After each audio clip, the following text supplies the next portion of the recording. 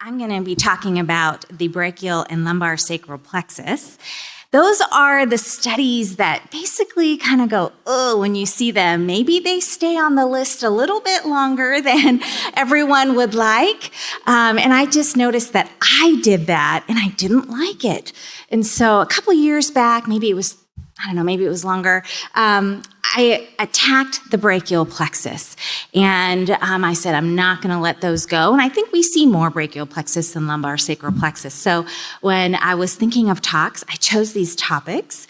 But they're hard to discuss in 30 minutes. So let's give it a try. And I hope at the end it'll become more familiar to you and that you won't be as afraid as I was before attacking these. So like I did with the wrist, I really think that anatomy is important. I think we all can pick up on subtle signal change, but we can pick up on signal change on MR. But when we don't know where the nerve is or what nerves are involved in these areas, these complex areas, it's just a hard thing to approach. So I want to really talk about anatomy. We're going to spend some time on where to look and then landmarks. And then we'll go over some abnormal studies. And like I said, I think we can all pick up on tumors, and I'll show you some examples of this. But if you don't know where to look and what clinically where things are, I think it's harder. So the role of MRI. So MRI is actually really great to localize the abnormality. We can see the extent and where or what nerves are involved. It can actually be better than EMG for localization. It can give us an idea of the etiology of the plexopathy, whether it's traumatic or tumor, or this is really important, what the muscle, we've had some great cases of muscle and soft tissue changes, and I think MR does a great job at this because we can actually see the findings of denervation like in those muscles, and I'll show you some examples.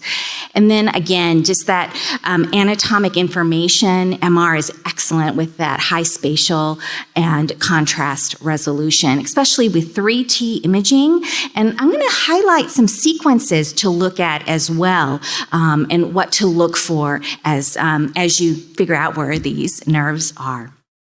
It can help pre-surgical planning and as well help follow-up. So let's buckle up and we'll get started here on the brachial plexus. So it's the nerve roots from C5 to T1. And what I want to stress are anatomical landmarks. We know this mnemonic, I think it's Rad Tex, drink cold beer, the B for branches, and these are the branches that we are familiar with, especially in peripheral joint imaging. But here in the, just past the cervical vertebral bodies, this is where it gets challenging.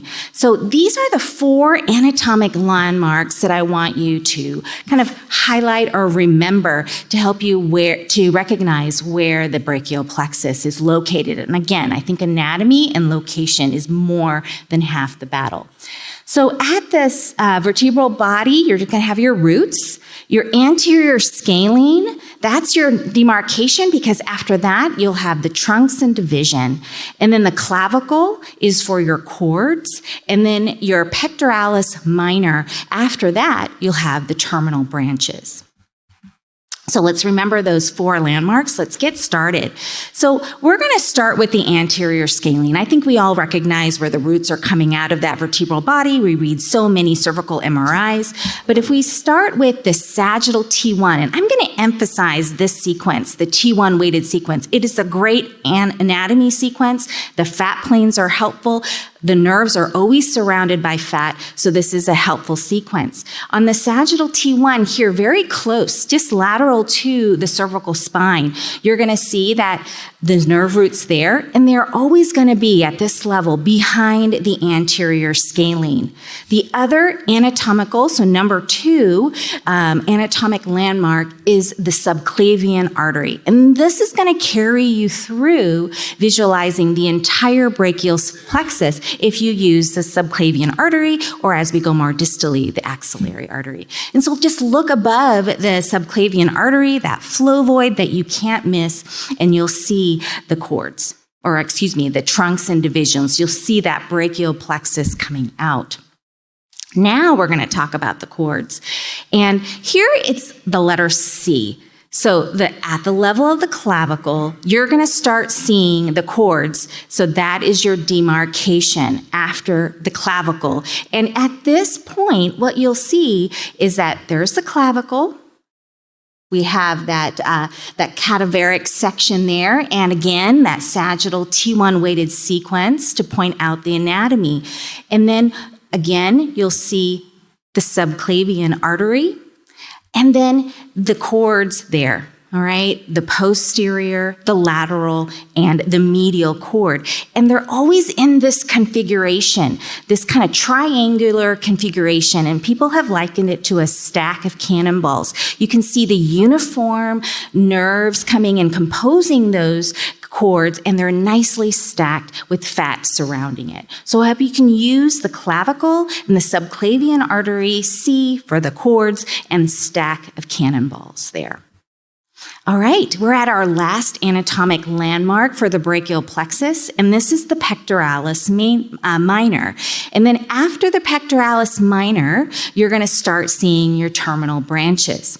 So this another anatomic section here and a sagittal T1 where you can start seeing the terminal branches. So let's use our anatomic landmarks. You can see the pectoralis minor. We know that inserts onto the coracoid, but then you also see that fluvoid, and that is the vessel, the artery again. And at this point, it's that junction between the subclavian artery, and then as we go more distally, you'll see the axillary artery there as a continuation. And you see the terminal branches, kind of the cords then dividing into the terminal branches here, and especially as we move more distally.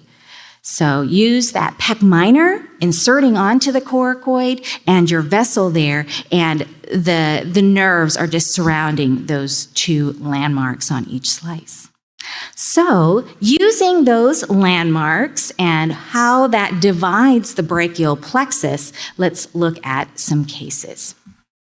So this case was given to me by Dr. Anderson here. This is a patient after a head-on collision and had dramatic left arm, just that whole upper extremity pain and weakness. I think we can see the swollen cervical cord, the long section of cervical cord edema. But let's also look a little bit wider here, and you can see that there is an epidural collection going from anterior and wrapping around that left side in the epidural space.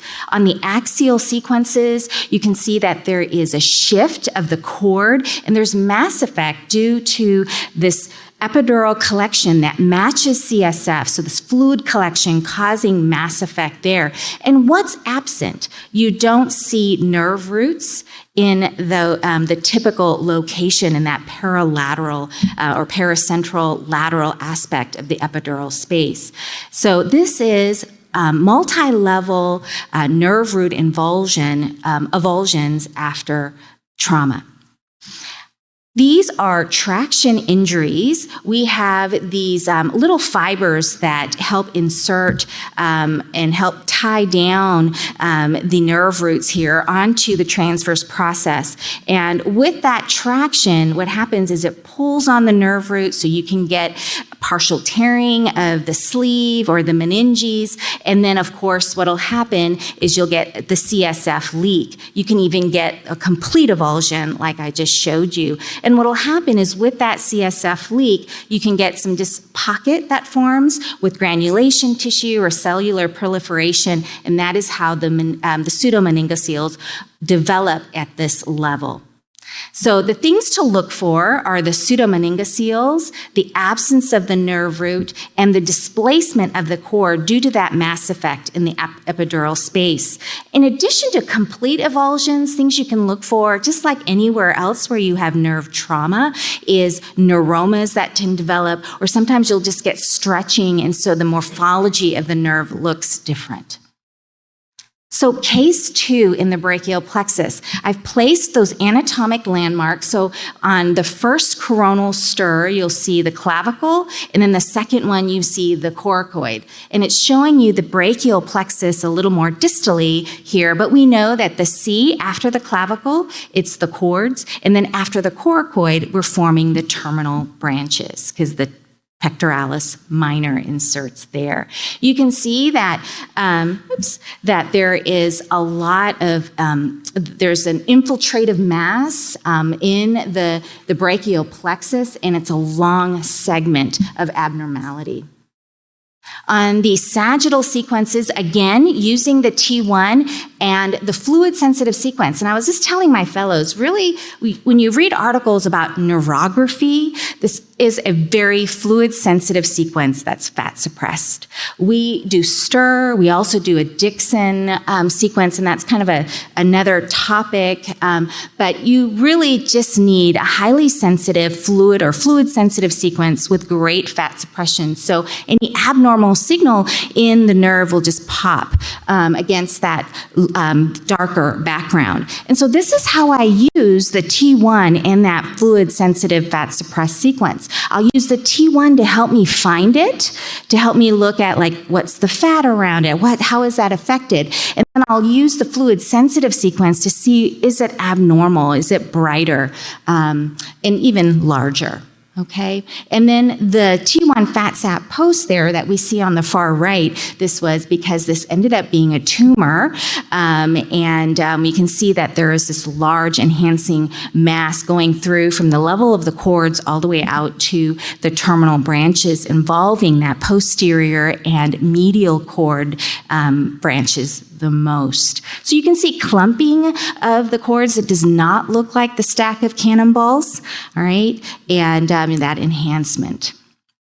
So this was lymphoma or neurolymphomatosis, and it really is direct invasion of the nerve. We have multiple kind of composition components of the nerve. You can see the epineurium is on the outside. I showed you that on the median nerve example on the ultrasound.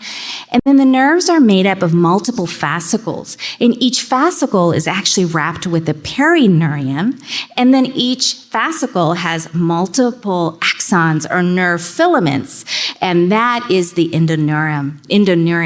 And so that's what the lymphoma, that's why it's so infiltrative, and that's what it involves. So you'll have intense enhancement, increased that fluid sensitivity, increased signal in that fluid sensitive sequence, and definitely hot on PET scan. And sometimes this 3 combination is very specific for lymphoma.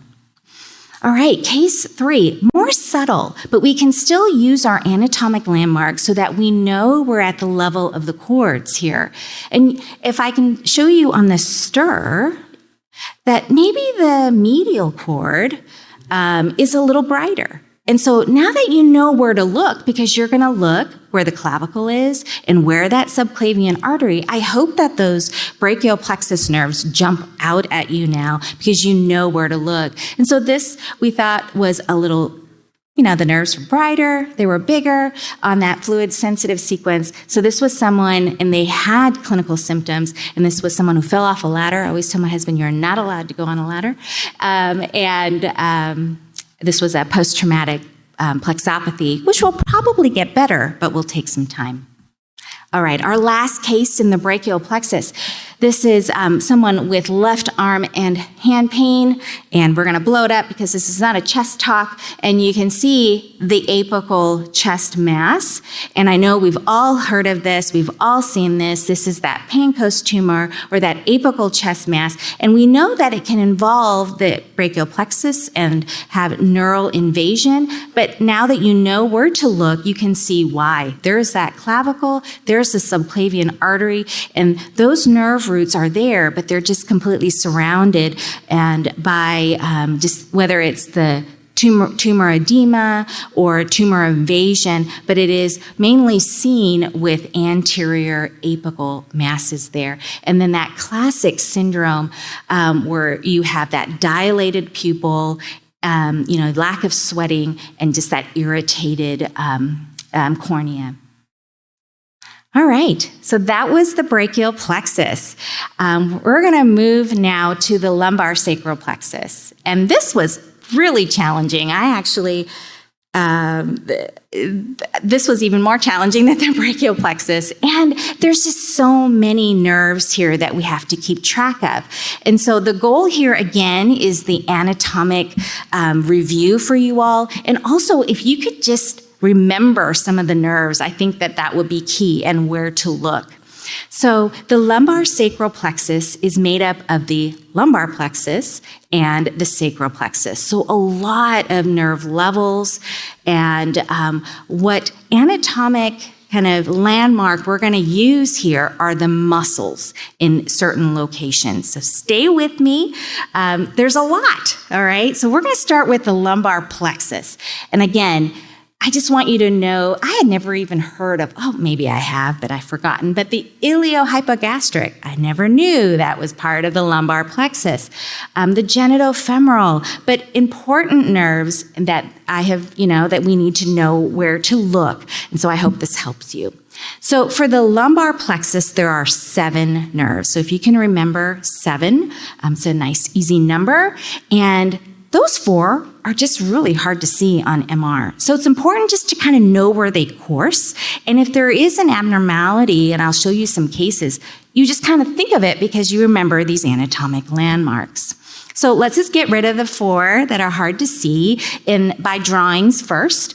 And it's at the very top, iliohypogastric at T12. They're going to run here laterally through that abdominal wall, actually, okay, after it exits. The ilioinguinal is just below it at L1. And then we have the lateral femoral cutaneous nerve, which is actually one of my favorite nerves. So I knew this nerve before I wrote this lecture pretty well. And then the genitofemoral right here. And this goes actually in a different orientation. All right, this actually goes through the psoas. So you can see here that we have muscle boundaries. These 2 go through the abdominal wall musculature, okay? And we're going to look at the psoas muscle. So those 3 go through lateral. They exit lateral to the psoas. And then we have the genitofemoral, which actually goes through the psoas and stays medial or on top of the psoas muscle. All right, and then the last 3 of the lumbar plexus, these are easy to see. If you look, you'll see these chunky, really big nerves compared to the other 4. And so let's go over that in this drawing. Again, we're going to use the psoas as our landmark, and you can see that the obturator and the lumbosacral trunk go medial to the psoas, and the femoral nerve goes lateral, and it exits, as you know, down to the femur and the lower extremity. So that is it in schematic, okay, for the lumbar plexus. Now the sacral plexus. So this is a little bit easier, and what we're going to do, the body has this connection between the lumbar plexus and the sacral plexus, and it's that lumbar sacral trunk where you see the L4 and L5 nerve roots come together. And you can see this on even lumbar spine. So take a look the next time you read an L spine, which I'm sure will be tons of them and very soon. So that is the bridge between the 2 plexi. We have our sciatic, our superior gluteal there, okay, and inferior gluteal below the sciatic, and then our pudendal. The muscle to look for here is the piriformis, all right, and that's going to help us divide those 4 nerves because the superior gluteal is above it, the inferior gluteal is below the piriformis, as well as the sciatic nerve. Here it is on kind of a lateral picture here or drawing. You can see the piriformis and you can see the superior gluteal still exits out of that greater sciatic notch, but the piriformis divides that notch. So above it would be the superior gluteal. Below it is the inferior gluteal. So I love that works if you remember to look at the piriformis. And of course, the sciatic. You can't miss that nerve, and that courses below the piriformis as well. So let's go over MR. Again, I told you that those three are kind of hard to see, but you can see how they exit behind or lateral to the psoas. So that's a really important muscle. They course lateral to the psoas here and this upper part of the lumbar plexus. You can see on the axial view, they're going to exit behind the psoas and actually course behind the kidney and wrap around that posterior abdominal wall and then go anterior, and they're going to live in the abdominal wall musculature, actually in between the internal oblique and the transverse abdominis muscles there. Okay, they course together all the way to the kind of paramidline. Genitofemoral. This is a cool one. This is actually going to go right through the psoas, all right? And you'll see that coursing even there. Let's go back up. You can see that the obturator, and these are going to be all medial to the psoas, okay? You can see the femoral forming a little bit lower in that red arrow. And again, that is going to go lateral. So here's what to remember. The femoral passes lateral to the psoas, and then the other three, the genitofemoral going through it, and the other two staying medial. And I think this will all come together when I show you some contiguous slices right here. So let's just briefly go through how to look for these. These are just T1 axials from the lumbar sacral plexus that I picked up. You can actually see just recently. And you can see that, that the genitofemoral just coursed right through the psoas. It's going to sit on top of the psoas muscle and then keep going anteriorly. It's going to exit superficial and then divide into both its genital and femoral components. And where one will go down the spermatocord, or in a woman, just kind of anterior there, down to the perineum. And then the femoral component will course closer to the true femoral nerve. If we go back up, let's look at the femoral and obturator nerve. Both of these are going to course in the beginning by that psoas muscle. But the femoral nerve in the red is going to course behind it, exit lateral, and be in this cute little slot in between the psoas and the iliacus, and then follow that red arrow. We know that that's the nerve, artery, vein composition of the neurovascular bundle there. All right, so if we go back up, I actually, from doing this talk, will always look for the obturator nerve. Ready for it? The obturator nerve is in that purple. It's always surrounded by the pelvic or abdominal fat, and it's incredible. You can see it all the way down. It hugs, goes down the pelvic side wall. You can see it all the way to where it exits the obturator foramen just below the pubic symphysis there, the superior pubic rami. Then I promised you the lumbosacral trunk is very visible. You can see L4, you can see L5 there, and that's the bridge between the lumbar plexus and the sacral plexus, which we are going to talk about pretty soon. The lateral femoral cutaneous nerve is going to exit the psoas muscle, go lateral, and the important landmark also here is the ASIS, the anterior superior iliac spine, and the sartorius muscle. This is a case of someone with a renal transplant complicated by an abscess. So you can see how there's all the scar tissue on the abdominal wall there, and this caused impingement. You can see that bright dot. That is actually the lateral femoral cutaneous nerve, and this is basically neuralgia paresthetica, and that is that intense pain that you get with impingement on that lateral femoral cutaneous nerve there. The next muscle to look for is the piriformis, and we went already over this, but I wanted to show it to you on MR, that relationship of the superior and inferior gluteal nerves. And the rest of the sacral plexus then, the sciatic nerve is there. Okay, and that also exits below the piriformis. And then lastly, the pudendal nerve, and one more muscle, which is the obturator internus that hugs the pelvic side wall lower down. And you can see that the pudendal nerve is always going to kind of be right in that medial border of the obturator internus. You can see that muscle there on the axial plane, again, fluid sensitive, so we can pick up on the nerves. You can see the ischial spine. That's possibly another landmark to find that pudendal nerve. This nerve kind of comes out and then it kind of goes back in. It only comes out like a few millimeters and goes back in, actually between the two ligaments here, the sacrotuberous and the sacrospinous. But I thought that the muscle is a real clear landmark for us to find. And you can see that same muscle and the nerve there. So let's follow these nerves. You can see that that's above the piriformis, so that's the superior gluteal in green. Then the sciatic and the inferior gluteal are ready. They're on deck to exit the greater sciatic notch, but this time below the piriformis, right there. And now it's out. And then look on the other side, that blue arrow, the pudendal nerve. You can see it again because you see that obturator internus and the ischial spine, and it's going to course and come out and exit again near that obturator foramen. So that was a quick review. I hope that you can remember those 7, all right?